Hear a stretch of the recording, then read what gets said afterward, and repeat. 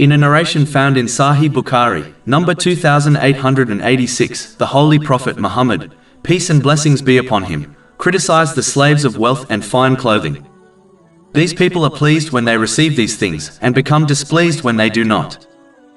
In reality, this applies to all non-essential worldly things.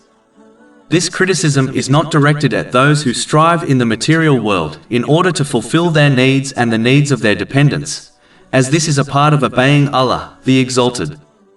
But it is directed at those who either pursue the unlawful in order to obtain wealth, and pursue lawful yet unnecessary worldly things in order to satisfy their desires and the desires of others.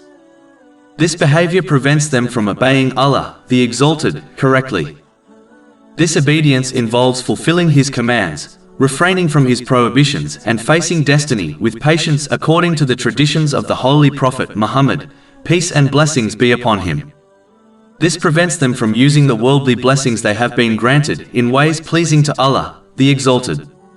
This leads to stress and difficulties in both worlds. Chapter 20 Taha, verse 124. And whoever turns away from my remembrance, indeed he will have a depressed, i.e. difficult life, and we will gather, i.e. raise him on the day of resurrection blind. In addition, this criticism is for those who are impatient when they do not obtain their unnecessary desires in this world. This attitude can cause a Muslim to obey Allah, the Exalted, on the edge. Meaning they obey Him when they obtain their desires, but when they do not, they angrily turn away from His obedience. The Holy Quran has warned of a severe loss in both worlds for the one who adopts this attitude. Chapter 22 Al-Hajj, verse 11. And of the people is he who worships Allah on an edge.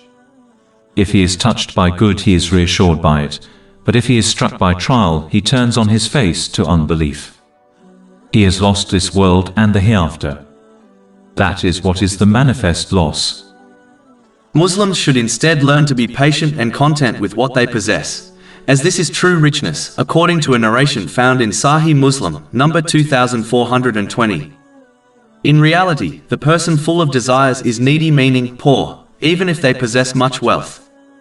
Whereas the satisfied person is not greedy, meaning needy, and this makes them rich, even if they possess little of this world.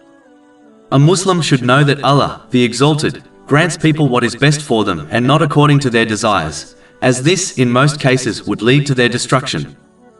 Chapter 42 Ash-Shura, verse 27. And if Allah had extended excessively provision for His servants, they would have committed tyranny throughout the earth. But He sends it down in an amount which He wills. Indeed He is of His servants aware and seeing.